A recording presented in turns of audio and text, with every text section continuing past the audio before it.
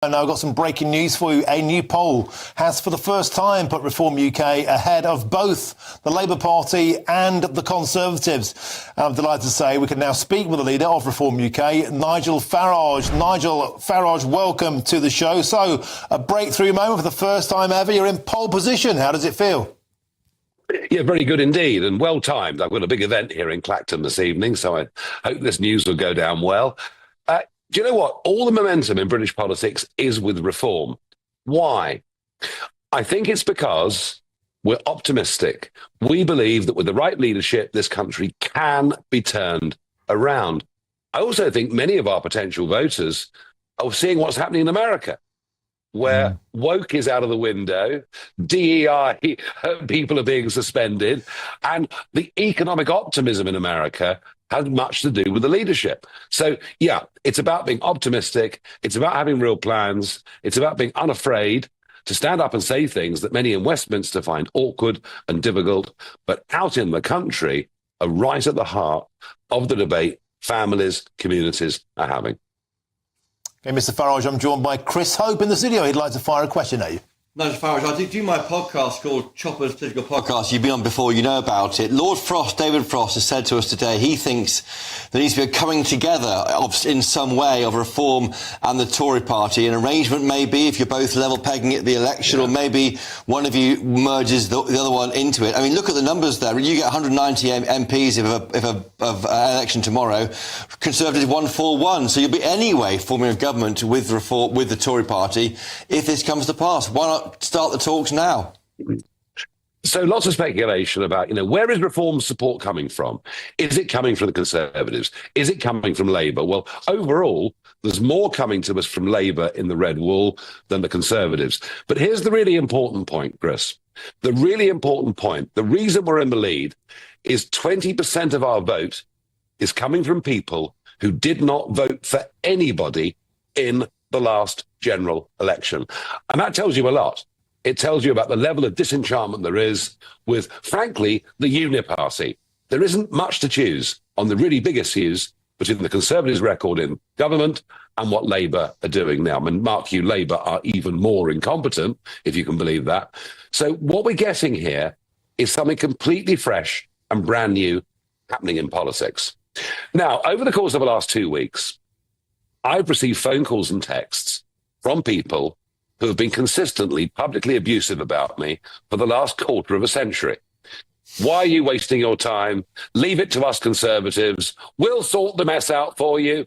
And actually, far from sorting the mess out, they would never, ever have even given us a referendum on EU membership if I hadn't put pressure upon them. Then they promised me, once it was done, that they control immigration to allow net up to 1 million people a year to come into our country.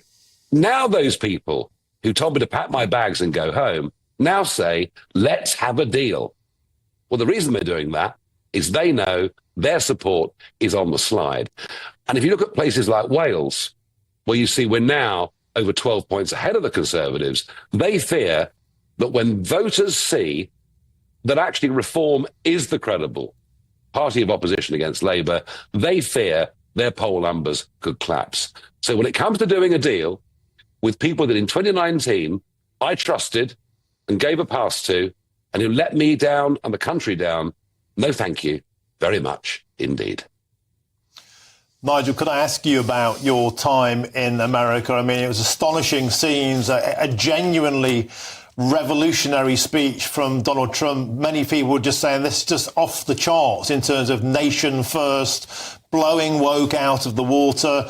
Did you pick up any tips? Have you more to the point, bumped into anybody out there who might give you a few quid, a certain Mr. Musk? Is the bromance back on? Well, look, as far as Musk is concerned, we're in talks. We're perfectly friendly. We have different views on some things, but Martin, I don't get pushed around by anybody, not even the richest man in the world. I know what I believe in. I know what my principles are. We're on good, friendly terms. What was really interesting with that big speech that Trump gave, and what an amazing speech it was, uplifting, positive, about nation, about family, about community, about law and order. What was remarkable is I then reread the Reform UK contract with the people. from the last general election. So many issues on which we're aligned with Trump and which the American people have just voted for in large numbers. And I think they're going to begin to do that here. Are there things I can learn from him? Well, I've got to tell you, I don't think you're going to see me at a reform conference with village people on stage and me dancing with them. I'll leave that one to him. But joking aside, the optimism that I was getting from taxi drivers, from bartenders, people feeling, wow, we're off to the races, we're going to make money, we're going to do well, there's a renewed confidence in America. And you come back here where everything, frankly, is as miserable as sin. The contrast could not be greater. We're about providing optimism. We're about providing solutions, and we're very much of the mind that the old two-party system that has governed us since 1918 is now no longer fit for purpose. Britain is broken. Britain needs reform. OK, back to Chris. But, I mean, obviously, you can't get ahead of yourselves here. You've been around for long enough to see polls go up and polls go down. I mean, the other parties are saying this is only a poll. I mean, there's no trend here yet, is there? You're on 5 MPs. You're way behind the Tories on over 120, and, of course, Labour's landslide. I mean, there's a huge distance to go between now and the election. And how will you maintain this momentum? I haven't mentioned the poll, Chris. You have. All I said is we have got the momentum in British politics. Now, you're quite right. Politics is a game of snakes and ladders. And you can think you're doing terribly well, get to number 86 and go back down to 37. You know, that can happen. I know that. Right now, what I see is we're building, we're professionalizing, we're selecting our candidates with rigor. And I just think events are coming our way. You're quite right. To maintain a lead for the next 4 years or whatever it is until the next general election won't be an easy thing to do. And I'm quite sure that the establishment won't exactly come out with a tray of gin and tonics. They'll be very, very worried about us and our strength. But I can just see a political movement that is building across this country that has terrific enthusiasm, knows what it wants to do. And, you know, Chris, ask me again in 6 months or a year. But something very big is happening here. Don't underestimate that. Nigel Farage, when you look at the previous 6 polls from the same company, there is that momentum thing. The Conservative has slipped by 4 points. The Labour Party have slipped by 3 points. And Reform UK have gone up by 4 points. If you aggregate the last 2 months, 6 polls. So there does seem to be that momentum going on. Zia Yousaf keeps saying he believes you are going to be the next Prime Minister of the United Kingdom. Do you believe that? Do you believe you can do that? And are you up for the job? Well, the history books say, of course, we can't win the next election because no one new has ever come along before and done that. And it took the Labour Party 30 years to form their first government in 1924. But we're living through different times. We're living through a communication age with social media and much else where we can access information and make our own minds up in a way that we never, ever did before. Can we do it? Yes. And if we get there, would I be up for it? You bet your life.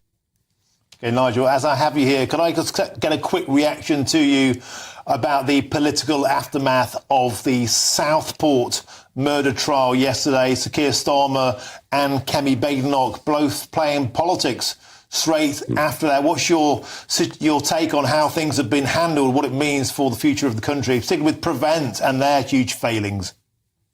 Well, I mean, our ability to stop terrorists is dismal. But I think what's even worse is the cover-up. You know, Kemi Badenoch knew the identity of this guy. The Labour Party knew the identity of this guy. All I did was ask a simple question. Why are we not being told the truth? Is this man known to the authorities? And for daring to ask that question, I got absolute vilification and hatred, which came from senior politicians and many mainstream broadcasters and newspaper columnists. I was right all along. And if the public had known the truth about this guy, crazy conspiracies would not have spread online, and those riots would have been nowhere near as bad as they were. And I just think, once again, we come across issues like this where the establishment haven't got the courage to face up to it. All Keir Starmer can do is talk about the far right. Well, what about some of the evil ideologies that are allowed to persist within our community. This young man, 10 times was stopped taking a knife to school, had said extreme things. And the fact that he was free to go and commit those murders is an absolute tragedy. Trouble is, I don't really have confidence that Prevent or the government can do much about it.